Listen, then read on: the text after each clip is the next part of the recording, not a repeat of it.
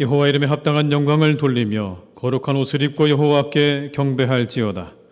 주를 기뻐하고 즐거워하며 지존하신 주의 이름을 찬송할지어다.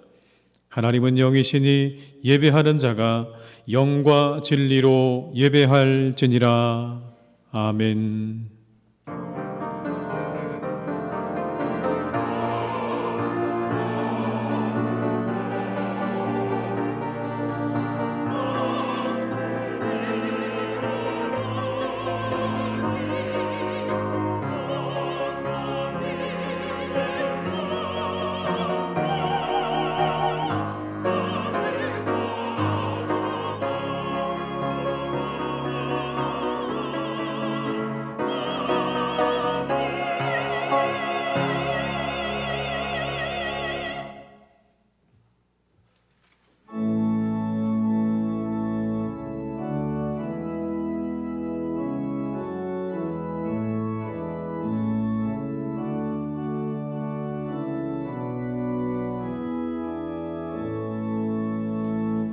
큰 영화로신 주 이곳에 오셔서 이 모인 자들로 주 백성 삼으사 그 중에 항상 계시고 그 중에 항상 계시고 큰 영광 나타내소서.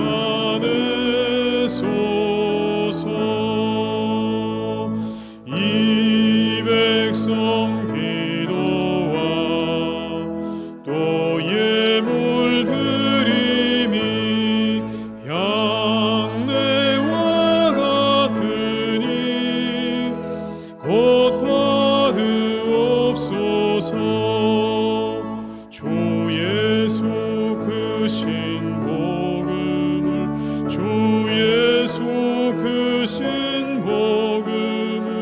만 백성 듣게 하소서.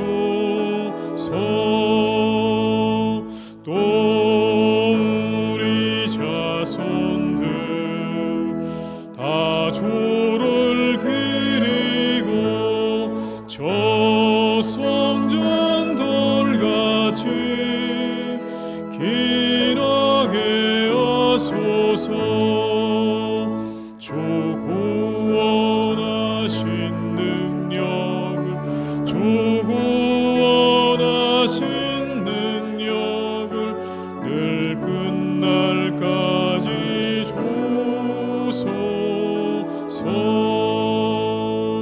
주 믿는 만민이 참 진리 지키며 옛 성도들 같이 주 찬송하다가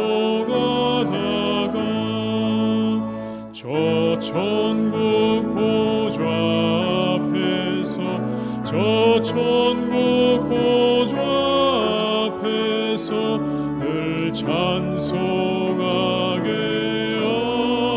하소서.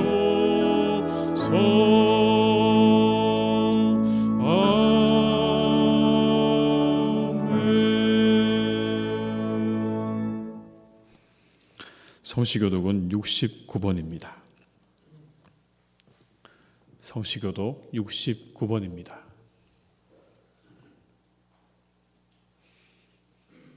너희는 눈을 들어 높이 들어 누가 이 모든 것을 창조하였나 보라. 그들의 모든 이름을 부르시나니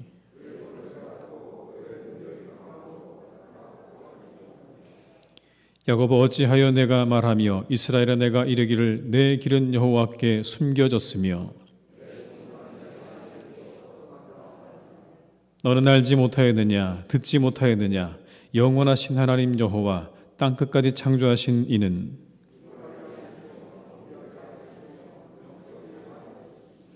피곤한 자에게는 능력을 주시며 무능한 자에게는 힘을 더하시나니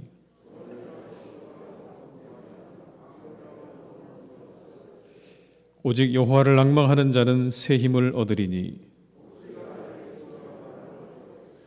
다른 박질하여도 곤비하지 아니하겠고 걸어가도 피곤하지 아니하리로다. 아멘. 이 시간 참회 기도를 함께 드리시겠습니다.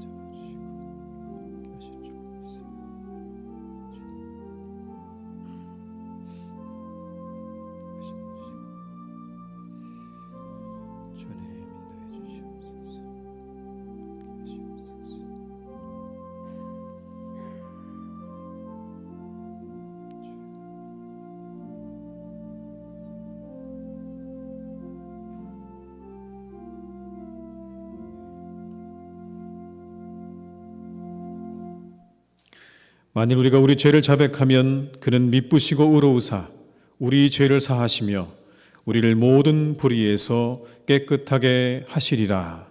아멘. 나는 전능하신 아버지 하나님 천지의 창조주를 믿습니다. 나는 그의 유일하신 아들 우리 주 예수 그리스도를 믿습니다. 그는 성령으로 잉태되어 동정녀 마리아에게서 나시고 본디오 빌라도에게 고난을 받아 십자가에 못 박혀 죽으시고 장사된 지 사흘 만에 죽은 자 가운데서 다시 살아나셨으며 하늘에 오르시어 전능하신 아버지 하나님 우편에 앉아 계시다가 거기로부터 살아있는 자와 죽은 자를 심판하러 오십니다. 나는 성령을 믿으며 거룩한 공교회와 성도의 교제와 죄를 용서받는 것과 몸의 부활과 영생을 믿습니다. 아멘.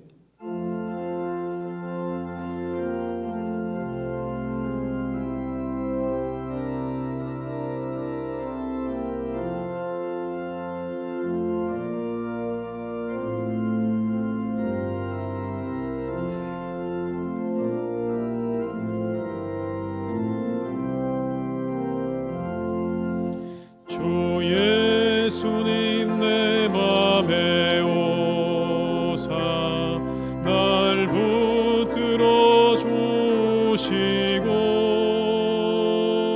내 마음에 새 힘을 주사 늘 기쁘게 하소서. 사랑의 주 사랑의 주 내 맘속에 찾아오사 내 모든 죄 사하시고 내 상한 맘 고치소서. 주 예수님 내 맘에 오사 내 소원 다하시고 내 무거운 짐 맡아주사 참 평안을 주소서. 사랑의 주 사랑의 주 내 맘속에 찾아오사 내 모든 죄 사하시고 내 상한 맘 고치소서. 주 예수님 내 맘에 오사 날 정결케 하시고 그 은혜를 내 맘에 채워 늘 충만케 하소서. 사랑의 주 사랑의 주 내 맘속에 찾아오사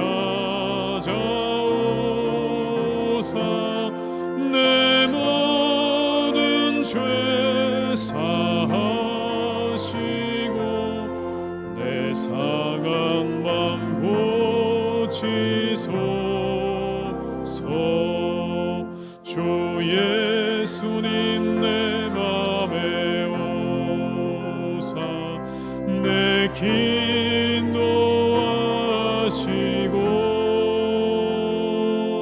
주 성령을 내 맘에 채워 늘 충만케 하소서.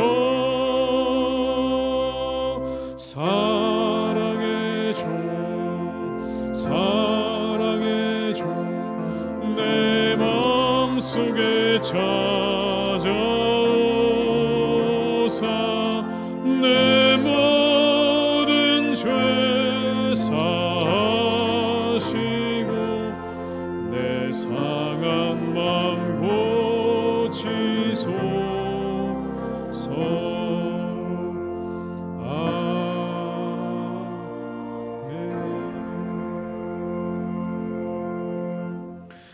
오늘 거룩한 날 우리에게 주신 하나님의 말씀은 신명기 5장 11절의 말씀입니다. 구약 성경 269면에 기록되어 있는 신명기 5장 11절의 말씀입니다.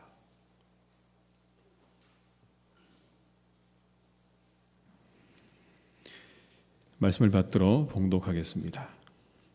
너는 내 하나님 여호와의 이름을 망령되이 일컫지 말라. 나 여호와는 내 이름을 망령되이 일컫는 자를 죄 없는 줄로 인정하지 아니하리라. 아멘. 이 시간 함께 드리는 기도로 함께 기도하시겠습니다.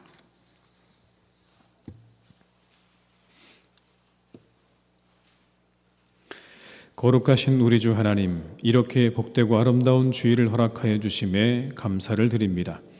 분주한 세상 속에 살던 우리를 예배의 자리로 불러주시고 부름을 받아 구별된 몸과 마음으로 나온 하나님의 백성들에게 한없는 자비를 허락하여 주옵소서.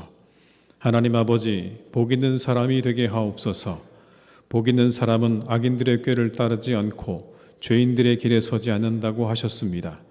우리가 오직 여호와의 율법을 즐거워하고 주야로 묵상함으로 분별력과 지혜를 갖게 하시고 지혜의 근본이신 하나님을 경외하는 마음을 허락하여 주셔서 하나님을 두려워할 줄 아는 하나님의 백성들이 되게 하옵소서. 스스로 높이는 자를 낮추시는 하나님, 우리에게 예수님의 마음을 더하여 주옵소서.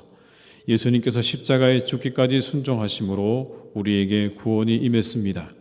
주님, 우리 안에 가득 차 있는 욕망을 내려놓게 하시고 비워진 그 자리를 성령으로 가득 채우는 신자 되게 하옵소서. 예수 그리스도의 마음을 품고 우리가 머무는 모든 공동체 가운데 화평케 하는 자로 설 수 있게 인도하여 주옵시고 스스로 높이는 자는 낮춰주시고 낮은 자리에 내려가 하나님의 뜻을 이루는 자들은 높여 주옵소서. 우리를 긍휼히 여기시는 하나님, 내려놓을 수 있는 마음 주옵소서. 탐심이 아닌 하늘의 것을 바라보며 살게 하옵소서. 과도한 욕망과 욕구들을 내려놓게 하시고 자족하고 감사하는 삶으로 하나님께 영광 돌리게 하옵소서. 욕심이 과하여 다른 사람들을 힘들게 하고 아프게 하고 눈물 흘리게 하는 일이 없게 하옵시고 죄악으로 물든 본성에 지배받는 삶이 아닌 오직 우리를 다시 살게 하신 그리스도의 능력 안에서 새로운 삶을 향해 나아가는 복된 삶이 되게 하옵소서. 주님, 사랑하는 우리 교회를 오늘도 든든하게 지키실 줄 믿습니다. 성령으로 지켜 주옵소서. 오순절 마가의 다락방에 임했던 성령께서 함께 하심으로 우리가 모두 성령 충만함을 받게 하시기를 간절히 원합니다. 그래서 우리가 예언하고 꿈을 꾸고 환상을 보는 놀라운 은혜가 우리 가운데 있기를 간절히 원합니다. 다른 꿈들은 버리게 하시고 오직 하나님께서 우리에게 주신 꿈을 향해 나아가는 교회가 될 수 있도록 오늘도 우리와 함께 하시고 성령으로 역사하여 주옵소서. 우리의 삶을 공감하시는 하나님, 살아갈 용기를 주옵소서. 주님, 몸과 마음이 아픈 환우들이 있습니다. 그 속에 생기를 불어넣어 주셔서 새 생명을 얻게 하옵소서. 치료받고 회복함으로 기쁨과 소망이 넘치는 삶 되게 하옵소서. 코로나19로 인해 소상공인들과 자영업자들이 어려움을 겪고 있습니다. 어려운 상황 속에서도 살아갈 용기를 주시고 이 상황을 돌파해낼 수 있는 지혜를 허락하여 주옵소서. 예배드리는 이 시간 하나님이 기뻐하시는 예배, 거룩하게 구별된 예배, 성령님께서 충만하게 임재하신 예배가 되기를 원합니다. 우리의 마음을 다스려 주시고 한량없는 은혜를 내려 주옵소서. 예수님의 이름으로 기도드립니다. 아멘.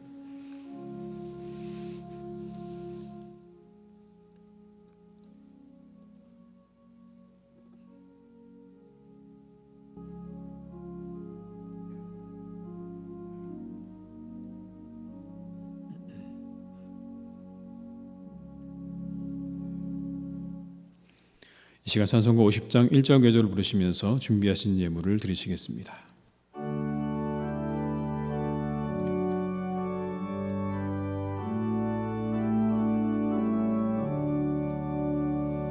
내게 있는 모든 것을 아낌없이 드리네.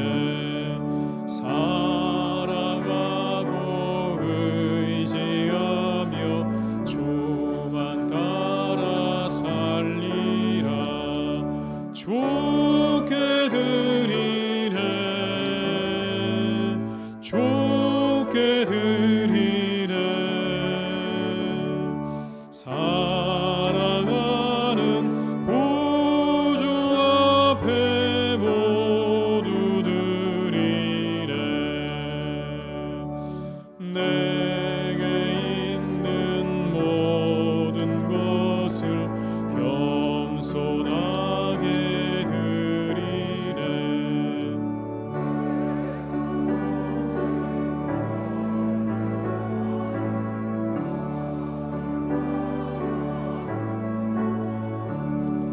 주께 드리네.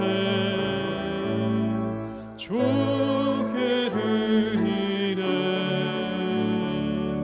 사랑하는 구주 앞에 모두 드리네. 아멘.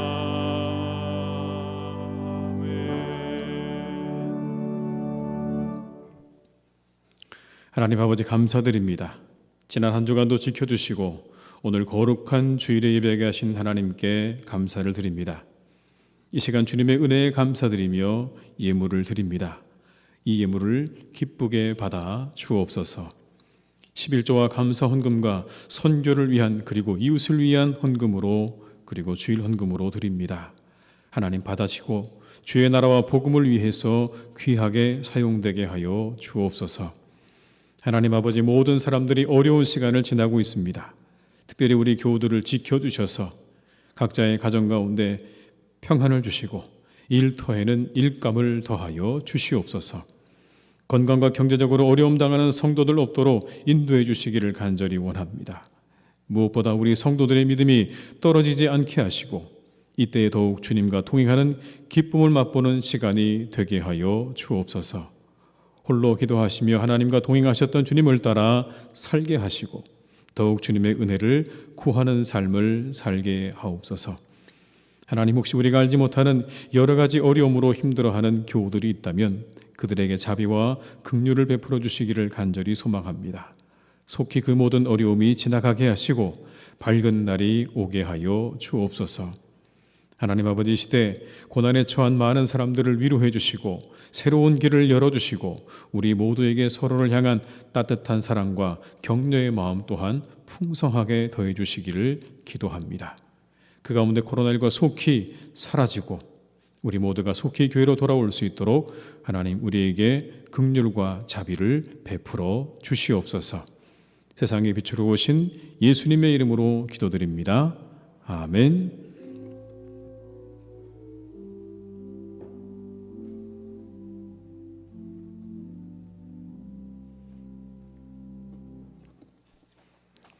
시간 교회 소식을 말씀드리겠습니다. 현재 코로나19 정보 대응이 2단계로 유지되고 있습니다.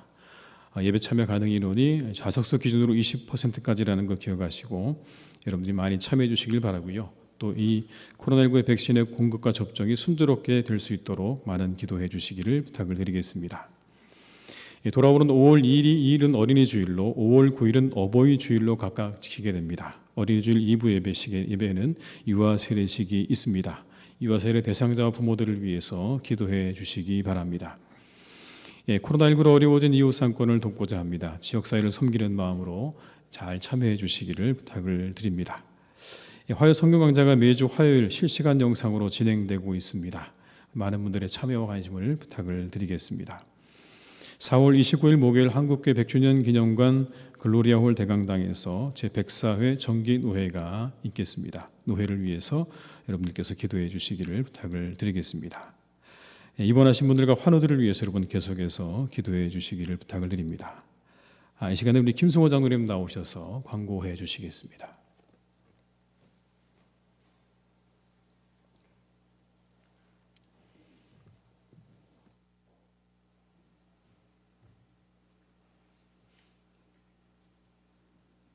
주보 광고 7번을 참조하시면 좋겠습니다. 지난 4월 20일 당회에서는 송인기 외 3인의 안수집사의 담임 목사님을 상대로 한 고발에 대한 대책위원회를 구성하였습니다. 대책위원회 구성은 다음과 같습니다.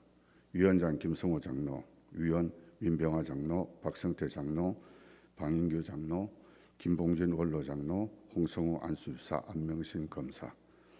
위원장으로서 본건에 대한 내용 경위와 설명을 그리고 부탁의 말씀을 드리겠습니다. 본건은 지난 2월 19일에 희성교회 송인기 외 3인의 안수집사께서 박태웅 담임 목사님을 상대로 노예 위탁 재판을 청원한 고발을 하였고, 노회에서 경위에 대한 설명을 요청하여 지난 4월 13일에 회신하였습니다. 지난 수년간 계속된 교회의 분쟁 속에서도 성도 여러분께서 굳건히 자리를 지키며 기도하시고 잘 대처하여 2019년 3월에 현재의 담임 목사님이신 박태웅 목사님께서 부임하셨고, 그동안 설교와 말씀과 기도로 목회를 하고 계시나 일부 교인들의 노예 위탁 재판 청원이라는 고발이 다시 있어서 안타깝게 생각합니다. 본 대책위원회는 고발인이 주장하는 내용을 면밀히 확인하고 위탁 재판의 진행 상황에 따라 담임 목사님에 대한 변호와 해결을 다방면으로 모셔갈 것입니다. 이 일이 조속히 해결되도록 성도 여러분들의 많은 기도와 협력을 부탁드리며, 아울러 고발인들도 교회의 화합을 위해서 다시 한번 심사숙고하여 주시기를 간곡히 부탁드립니다. 감사합니다. 네, 여러분, 이 일을 위해서 여러분께서 많이 기도해 주시기를 부탁을 드립니다. 이상 광고를 마치겠습니다.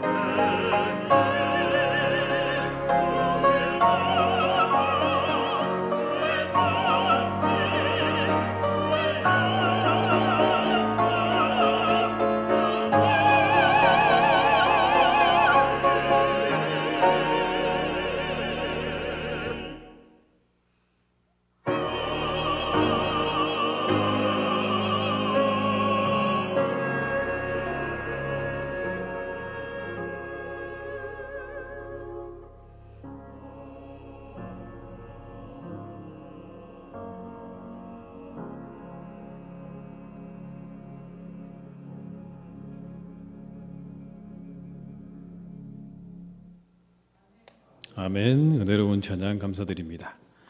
이 시간 예배하시는 모든 분들에게 하나님의 은혜가 함께 하시기를 주님의 이름으로 축원합니다. 명불허전이라는 말이 있죠. 명불허전. 이름이 헛되게 전파되는 게 아니다라는 그런 말입니다. 이름값을 한다는 거죠. 그래서 우리가 영화를 볼 때도요. 영화를 볼 때 우리가 고를 때 선택하는 기준이 제목도 보고 또 간단한 예고편도 보고 여러 가지도 보지만 우리가 그 영화를 볼 때 기준 가운데 하나가 누가 만들었느냐, 감독이 누구냐, 그리고 출연을 누가 하느냐도 상당히 우리에게 그 영화를 선택하는데 중요한 기준 가운데 하나입니다. 왜냐하면 믿고 볼 만한 사람이 있는가라고 하는 걸 찾는 거죠, 여러분. 소위 브랜드라고 하는 것이죠. 믿고 본다. 소위 브랜드라고 하는 것. 여러분, 대표적인 커피 전문점 가운데 스타벅스가 있죠. 1971년에 시작되어진 이 스타벅스요. 이제 세계적인 브랜드가 됐습니다. 그냥 작은 가게 하나에서 시작을 했는데 이제는 전 세계 어느 곳에 가도 여러분 찾을 수 있는 그런 세계적인 브랜드가 되지 않았습니까? 근데 여러분, 이 스타벅스는요, 이런 평가를 받습니다. 커피라는 상품을 커피 문화로 승화시켰다. 단순히 커피를 파는 게 아니라 그곳에서 문화를 판다라고 하는 그런 평가를 받고 있는 그러한 가게들이죠, 여러분. 근데 여러분, 이 스타벅스라고 하는 이름이 어떻게 시작된 줄 아십니까? 소설 모비딕에 나오는 1등 항해사의 이름이 스타벅이었다고 합니다. 스타벅. 그 모비딕에 나오는 1등 항해사 이름을 따서 스타벅스라고 지은 겁니다. 그러니까 이런 뜻인 거죠. 커피를 사랑하는 항해사들. 커피를 사랑하는 항해사라는 그런 뜻의 이름으로 스타벅스라는 이름을 짓게 되었다는 것입니다. 이름이 참 중요하더라고요, 여러분. 우리가 여러분 너무나 잘 알고 있는 그 볼펜 가운데 모나미 153 볼펜 있지 않습니까, 여러분? 그죠? 153 하얗게 생긴 누구든지 다 가지고 있고 한 번쯤 써봤을 만한 그런 볼펜인데 여러분, 그 153이 어디서 나온 건지 아시죠? 물고기, 예수님께서 말씀하시는 153마리 물고기를 잡았다는 거기서 여러분 비롯된 거 아닙니까?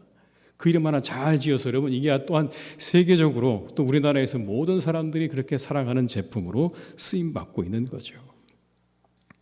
그래서 요즘은 여러분 이름을 짓는 일도 굉장히 중요하게 되었습니다. 찾다 보니까 브랜드 네이밍이라고 하는 일이 있더라고요. 브랜드 네이밍. 이게 하나 여러분 분야의 일이 되었습니다. 뭔가 그 회사 내지는 제품에 대해서 연구하고 고민하고 생각을 해서 사람들의 머릿속에 각인될 만한 이름을 만들어주는 브랜드 네이밍이라고 하는 여러분 그러한 일이 이미 하나의 분야로 자리를 잡았습니다.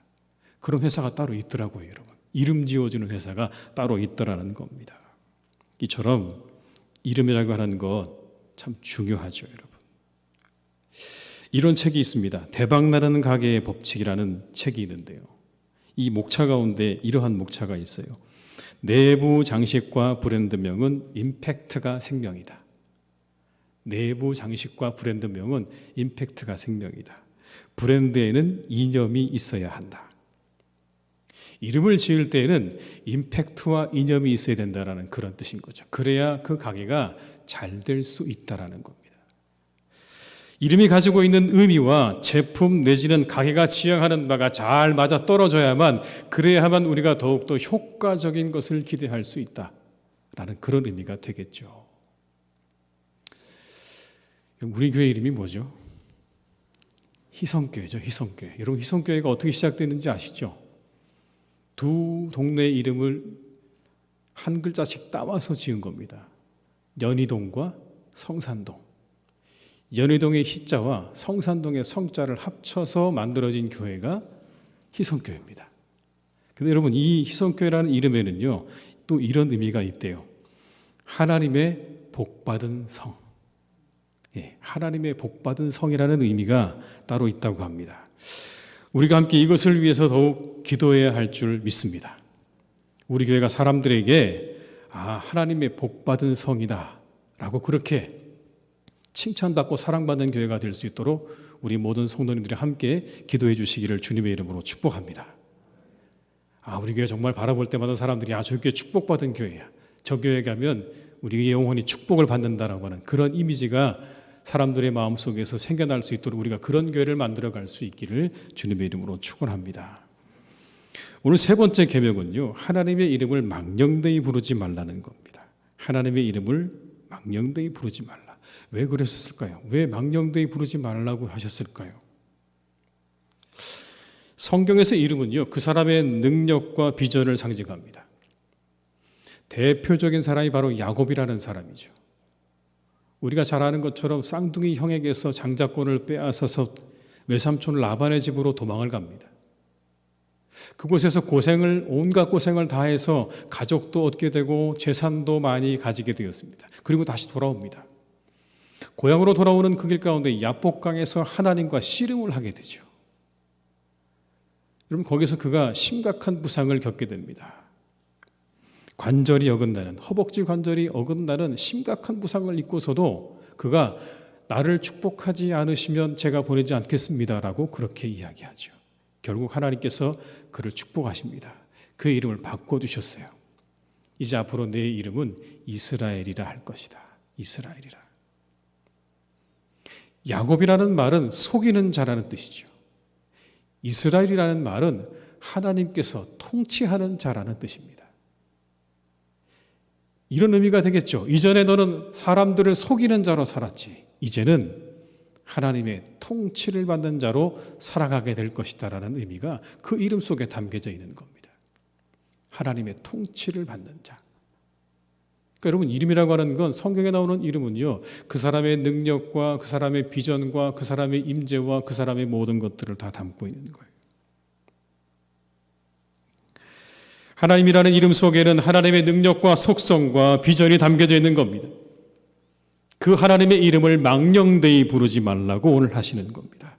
이 망령되이 부르지 말라고 하는 거는요, 하나님의 이름을 개인적인 목적과 이익을 위해서 오용하지 말라는 의미입니다. 여러분, 누가 감히 하나님의 이름을 망령되이 부를 수 있겠습니까? 믿음을 가진 자라면 여러분, 감히 하나님의 이름을 망령되이 부를 수 없습니다. 그런데 여기서 망령되이 부른다고 하는 것은 개인의 목적과 이익을 위해서 하나님의 이름을 오용하는 것을 의미하는 거죠. 그런데 그렇게 될 때, 하나님의 이름이 개인의 목적과 이익을 위해서 잘못 사용되어지게 될 때 하나님의 거룩함이 훼손되기 때문에 그런 것입니다. 훼손될 가능성이 높기 때문에 그런 것입니다. 아무도 하나님의 이름을 망령되이 부르는 사람 없을 것입니다. 심지어 신앙이 없는 사람이라고 해도 여러분, 하나님이라는 그 단어 앞에 불경스러운 말들을 붙일 수 있는 사람은 없을 것입니다. 꺼려할 거예요. 그 앞에 여러분, 누구도 하나님의 이름 앞에 불경스러운 말들을 함부로 붙이기는 힘든 것이 사실입니다. 그렇다면 이 하나님의 이름을 망령되게 일컫는다는 말이 우리 시대에 주는 의미가 뭘까요? 저는 이 코로나 상황에서 하나님의 이름이 망령되게 일컬어지는 것은 아닐까라는 생각들을 종종 해보곤 합니다. 무슨 말씀이냐면, 우리가 하나님의 이름으로 행한다고 하는 일들이 정말 하나님께서 원하시는 일일까라는 것입니다. 우리가 하나님의 이름을 이야기하면서 하나님께서 원하시는 것이라고 말하면서 우리가 하는 그 모든 일들이 정말 과연 하나님께서 원하시는 일일까? 혹시 여러분, 우리가 내 주장과 의견을 위해서, 그것을 위해서 하나님의 이름으로 행한다고 말하는 것은 아닐까라는 겁니다. 하나님의 뜻과는 거리가 먼데 내 주장과 내 의견을 이루어내기 위해서, 관철시키기 위해서 거기에 하나님이라고 하는 이름을 붙인다고 하면, 여러분, 혹시 그것이 하나님의 이름을 망령되게 하는 것은 아니겠습니까? 사람들은 늘 누군가를 인용합니다. 권위 있는 사람들을 인용해서 말하기를 좋아하죠. 왜 그럴까요? 그 사람이 말한 것을, 그 권위를 빌리는 겁니다. 그 사람의 권위를 빌리는 겁니다. 그런데 우리들이 자주 사용하는 말 가운데 이런 말들이 있죠. 하나님이 기뻐하십니다. 하나님이 기뻐하지 않으십니다라고 이와 같이 말을 합니다. 그런데 여러분, 그 말들 속에 혹시나 내 말에 더 힘을 주기 위해서, 내 견해에 절대적인 권한을 주기 위해서 우리가 그렇게 말할 수도 있지 않을까요? 하나님의 이름으로 맹세하지 말라고 하셨습니다. 하나님의 이름으로 맹세하지 마라. 너희들은 왜 그러셨을까요? 우리가 불완전하기 때문에 그런 것입니다. 하나님이 불완전하지 않으시죠. 하나님은 완전하십니다. 그런데 우리가 불완전하기 때문에 하나님을 상대로 맹세하지 말라고 하는 거예요. 잘못 사용하게 되면 하나님이 이상한 분이 되기 때문에 그런 것입니다. 우리가 하나님의 이름을 잘못 사용하게 되면 하나님이요 몰상식한 분이 되거나 비윤리적인 분이 될 수 있습니다. 충분히요. 이것이야말로 하나님의 이름을 망령되게 일컫는 일이 되는 겁니다. 우리가 만약 하나님의 이름을 내가 하는 일을 정당화시키기 위해서 사용한다면 당장 멈추어야 하는 것입니다. 그것 때문에 하나님의 거룩함이 훼손되어서는 안 되기 때문이죠. 하나님은 포장지가 아닙니다. 인간들은 하나님의 이름을 들먹이면서 그 안에 자신의 탐욕을 감추죠. 겉으로 그럴듯하게 하나님의 이름으로 포장을 하지만 안으로는 자신들의 탐욕을 채우는 위선자들을 예수님께서 꾸짖으십니다.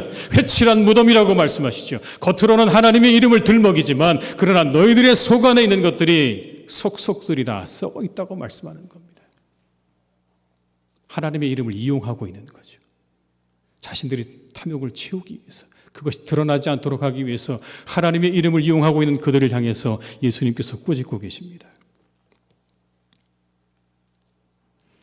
하나님의 이름으로 다른 이들을 억압하고 착취하는 이들을 향한 예수님의 꾸중이셨습니다. 여러분, 하나님께서 그런 분이십니까? 다른 사람들을 억압하고 사람들을 억누르고 착취하시는 분이십니까? 우리가 믿는 하나님은 여러분 절대로 그런 분이 아니시죠. 그런데 하나님의 이름을 들먹이면서 사람들을 억압하고 억누르고 착취하는 바리새인과 서기관들을 향해서 예수님께서 말씀하시는 겁니다.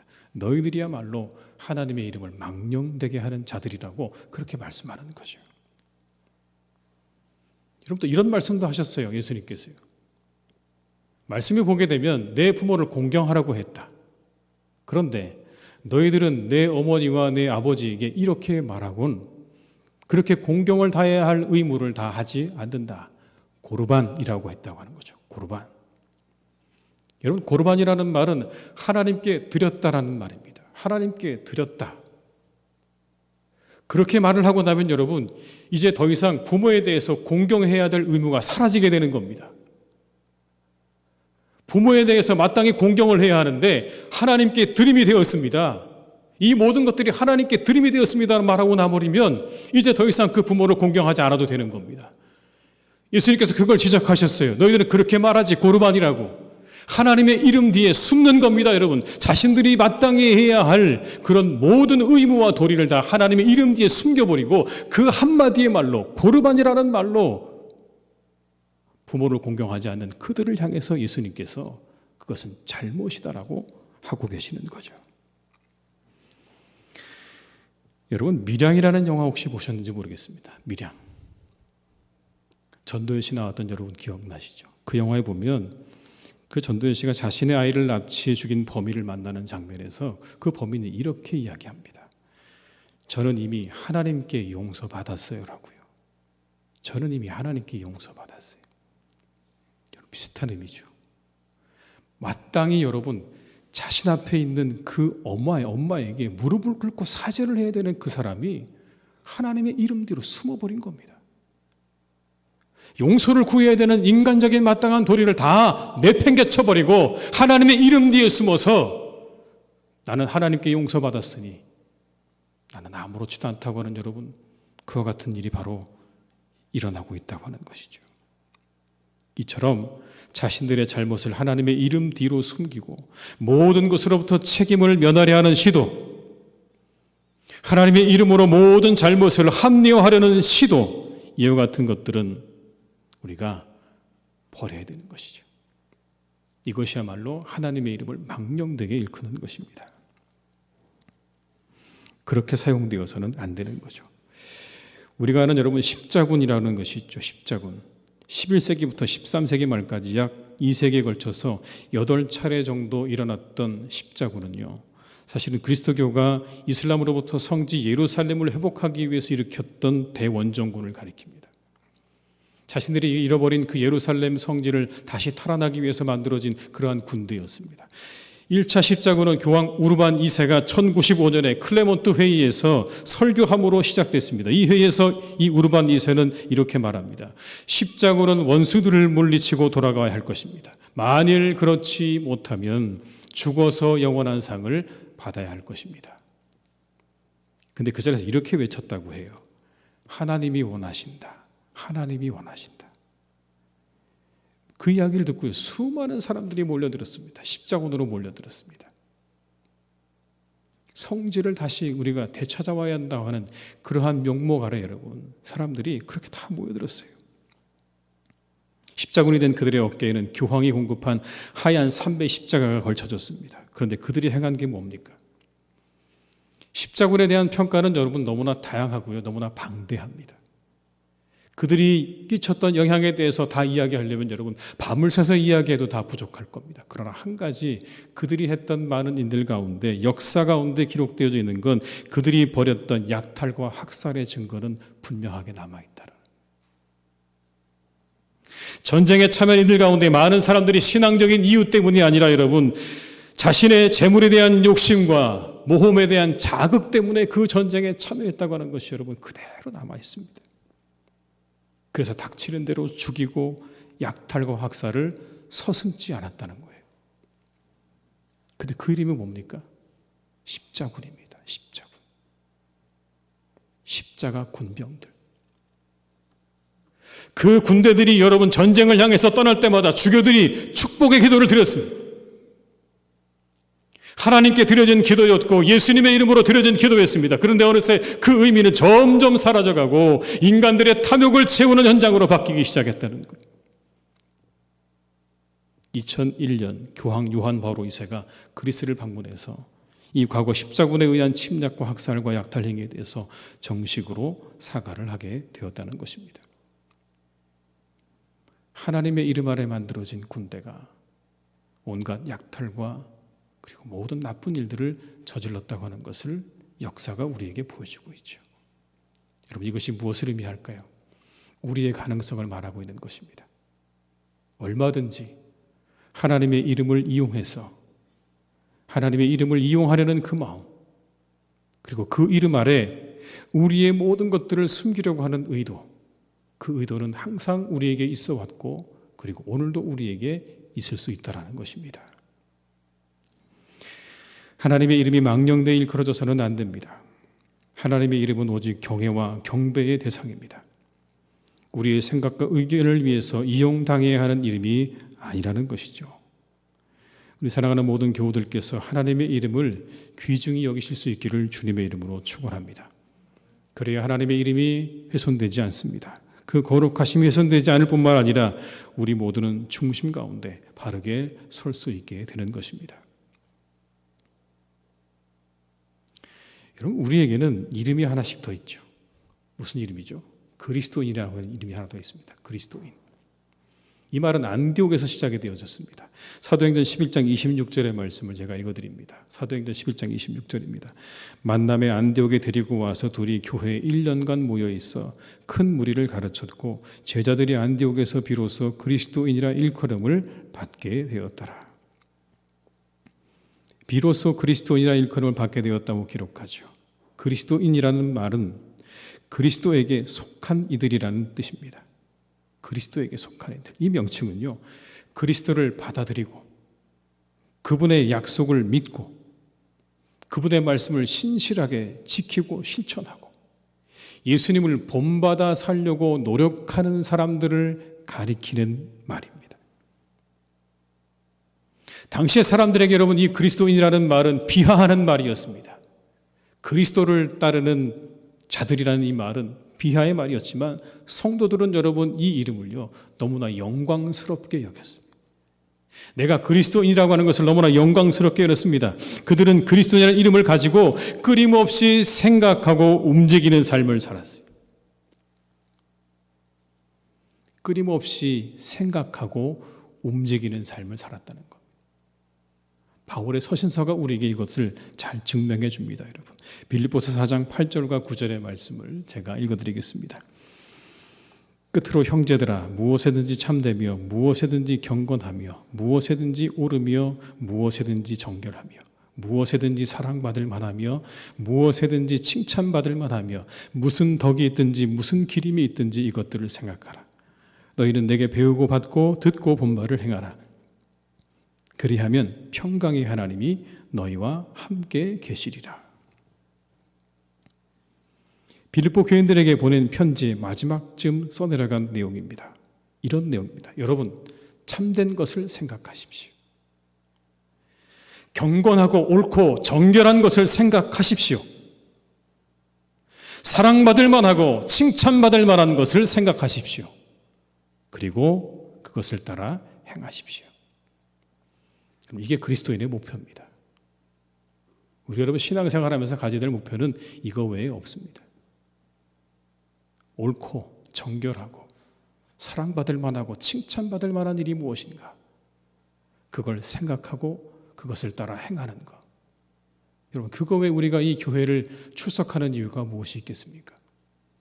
여러분, 이것 말고 다른 목표가 우리에게 또 있습니까? 없습니다.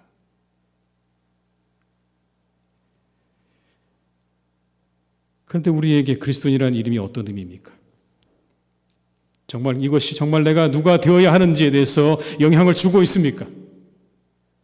그리스도인이라고 하는 여러분, 이 이름이 내가 누가 되어야 하는 것인가에 대해서 영향을 주고 있느냐는 말입니다.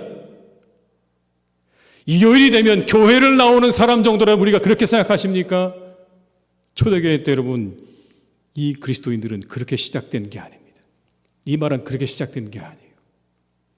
전심을 다해서 생각하고 전심을 다해서 행하는 그들을 가리켜서 사람들이 그리스도인이라고 불렀던 겁니다. 그리스도에게 속한 사람, 그분을 믿고 그분을 본받고 그분의 말씀을 실천하고 옳고 정결하고 그리고 경건하고 사랑받을 만한 것이 무엇인가를 끊임없이 생각하고 그것을 향해서 부지런히 달려나갔던 그들을 향해서 세상의 사람들이 붙여준 이름이에요. 그리스도인이라고. 우리말에 쟁이라는 말이 있지 않습니까? 어학사전에는 쟁이 또는 장이라고 하는데요. 두 가지 뜻이 담겨져 있다고 하죠. 그런 속성을 가지고 있는 사람, 그런 속성이 많은 사람을 쟁이라고 합니다. 이런 거죠. 겁쟁이, 고집쟁이, 그다음에 멋쟁이, 멋을 잘 부릴 줄 아는 사람 멋쟁이라고. 그러니까 뭔가 그 사람 안에 그런 속성이 가득한 사람을 쟁이라고 부르는 거고요. 또 다른 하나는 뭐냐면 그 직업과 관련되어지는 일을 하는 사람을 낮잡아서, 약간은 좀 얕잡아서 볼 때, 그렇게 부를 때 이렇게 이야기하는 겁니다. 쟁이라고요. 그림쟁이, 이발쟁이, 사진쟁이, 글쟁이, 대장쟁이, 뭐 이런 식으로 얘기하는 거죠. 근데 여러분, 사람을 낮잡아서 이야기하기는 하지만 그 쟁이라는 말 속에는요, 적어도 그들이 가지고 있는 속성이 충분하게 들어있을 때 쟁이라고 하는 겁니다. 그들이 가지고 있는 삶과 정신이 그 속에 담겨져 있을 때 여러분, 그 사람을 가리켜서 쟁이라고 얘기하는 것이죠. 아무나 사람들을 가리켜서 쟁이라고 말하지는 않아요. 그런데 수십 년 전에요, 사람들이 교인들을 부를 때 이렇게 불렀습니다. 예수쟁이라고요. 예수쟁이라고. 왜 예수쟁이라고 불렀을까요? 같은 맥락이죠. 그들 안에는 뭔가 다른 것이 있다라는 것이었어요. 예수쟁이들은 다르다는 겁니다. 그 안에 그들만이 가지고 있는 독특한 삶과 정신이 그 안에 녹아져 있다라는 거예요. 물론 세상의 사람들은 여러분, 예수 믿는 사람들을 얕잡아서 그렇게 말했을 수 있어요. 예수쟁이라고요. 그렇지만 그 안에는요, 적어도 예수 믿는 사람들이라고 하는, 예수 믿어서 그들이 다른 모습이 있다는 것을 인정하는 게 그 말 속에 들어 있었다고요, 여러분. 그런데 지금 우리 예수쟁인가요? 우리 그런 냄새가 나나요, 여러분? 내가 정말 예수 그리스도인이라고 하는 게 여러분, 여러분의 삶 속에 묻어나시는 게 있으십니까?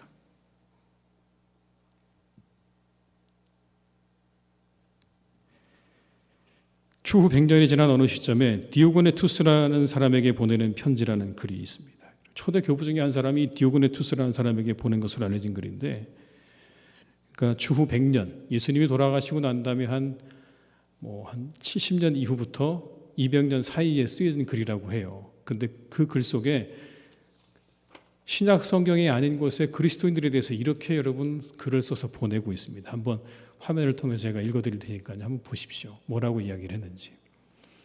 그리스도인은 나라나 언어나 의복 때문에 다른 사람들과 구별되는 게 아닙니다. 그들은 그들만의 도시에 사는 것도 아니고 이상한 언어를 쓰는 것도 아니며 특이한 삶을 사는 것도 아닙니다. 그들은 각자 주어진 삶에 따라 그리스나 다른 이방 도시들에 흩어져 살고 도시의 관습에 따라 옷을 입고 음식을 먹으며 삶을 영위합니다.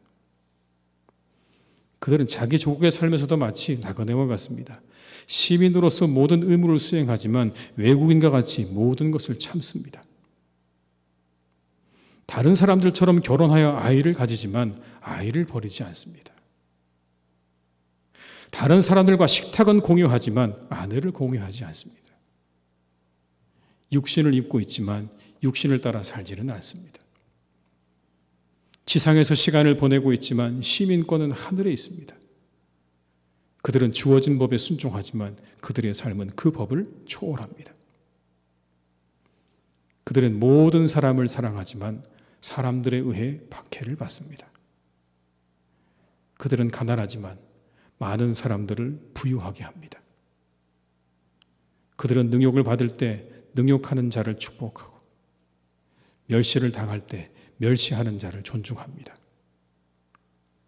그들은 착한 일을 하는데도 죄인들처럼 벌을 받고 벌을 받을 때는 생명을 얻는 것 같이 기뻐합니다. 그들은 유대인에 의해 공격받고 헬라인들에 의해 핍박받지만 유대인들과 헬라인들은 왜 그들을 미워하는지 모른답니다. 이것이 여러분 초대교회 교인들의 모습이었습니다. 기독교인이라는 이름, 그리스도인이라는 이름이 그리스도의 정신으로 살아가는 이들이라는 인정을 받지 못하게 되면 여러분 그 이름은 자칫 위선자를 의미하는 말로 쓰일 수 있습니다. 오늘 십계명의 세 번째 계명은 세상에서 살아가는 주의 백성들이 그분의 이름에 합당한 삶을 살도록 권고하고 있는 명령입니다.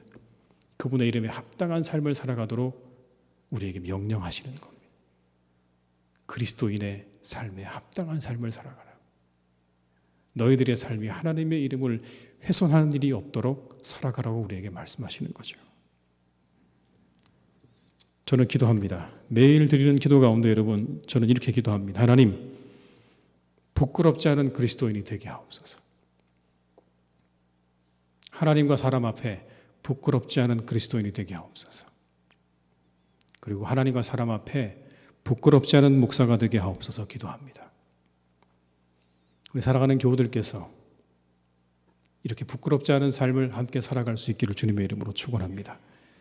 그 이름에 부끄럽지 않게 살아가라 말씀하시는 이 말씀을 따라서 우리의 삶이 정말 세상의 사람들과 하나님 앞에 부끄럽지 않기를 주님의 이름으로 축원합니다. 기도하시겠습니다. 아버지 하나님 참 감사합니다. 저희를 오늘도 부르셨습니다.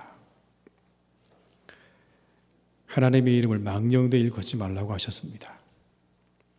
혹시 하나님 우리의 마음 가운데 그 하나님의 이름을 이용하려는 마음이 있지는 않습니까? 하나님의 이름을 이용하여서 내가 하고 있는 모든 일들을 다 정당화하려고 하는 시도가 혹시 우리 가운데 있지 않습니까? 하나님의 이름을 앞세워 그 뒤에 숨으려고 하지 않습니까? 하나님께서 모든 것을 다 하셨다고, 하나님께서 용서하실 것이라고, 우리가 그리고 그 뒤에 숨어서 비겁하게 하나님을 앞세우고 하나님의 이름을 망령되게 일컫는 그러한 삶을 살고 있지는 않습니까? 우리의 삶이 한시라도 하나님 앞에 하나님의 이름을 훼손하는 일이 없도록 우리를 이끌어 주시기를 간절히 원합니다. 우리를 그리스도인이라고 부르셨습니다. 그리스도 안에 있는 사람, 그리스도에게 속한 사람이라고 우리를 부르셨습니다. 그 이름에 부끄럽지 않은 삶이 되게 하여 주옵소서. 그 이름에 부끄럽지 않은 성도들이 되게 인도하여 주옵시고 우리의 모든 직분이 하나님, 그 이름에 부끄럽지 않도록 우리를 인도하여 주시옵소서. 예수님의 이름으로 기도드립니다. 아멘.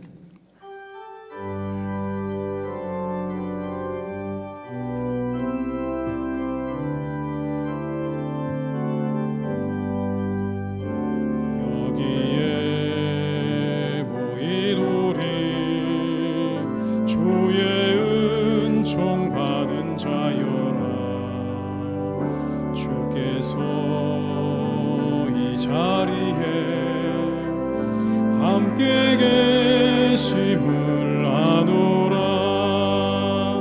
언제나 주님만을 찬양하며 따라가리니 시험을 당할 때도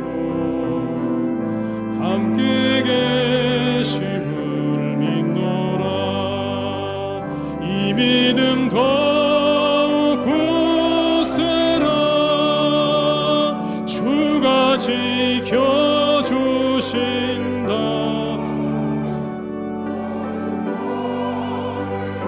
주의 밝은 빛 인도하여 주신다. 주님이 뜻하시니 헤아리기 어렵더라도 언제나 주 뜻 안에 내가 있음을 아노라. 사랑과 말씀들이 나를 더욱 새롭게 하니 때로는 넘어져도 최후 승리를 믿노라. 이 믿음 더욱 굳세라.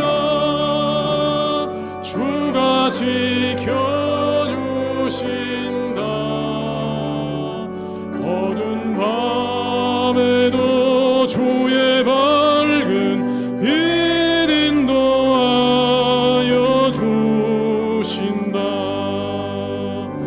여기에 모인 우리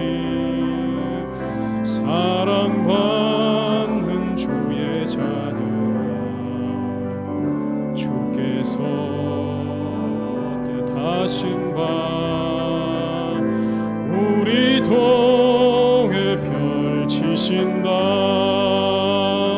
고통과 슬픔 중에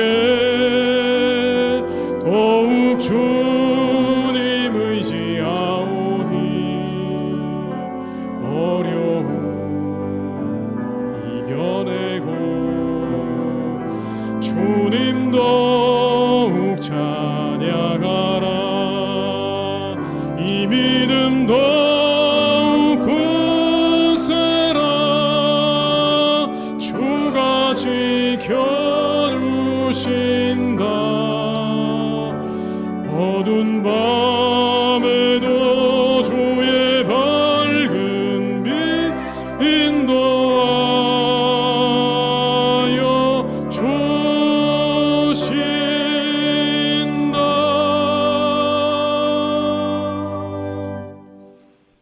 지금은 우리 주 예수 그리스도의 은혜와 아버지 하나님의 크신 사랑하심과 성령님의 교통하심 인도하시는 내가 이 시간 하나님 앞에 예배하며 하나님의 이름을 높이며 하나님의 이름의 영광을 높여드리며 그리스도인의 이름에 합당하게 살아가기로 다짐하며 세상으로 나아가는 우리 모든 교우들과 가정 위에, 사랑하는 우리 교회 위에, 이 나라와 민족 위에, 온 열방 위에 이제와 영원토록 함께 하시기를 간절히 축원하옵나이다. 아멘.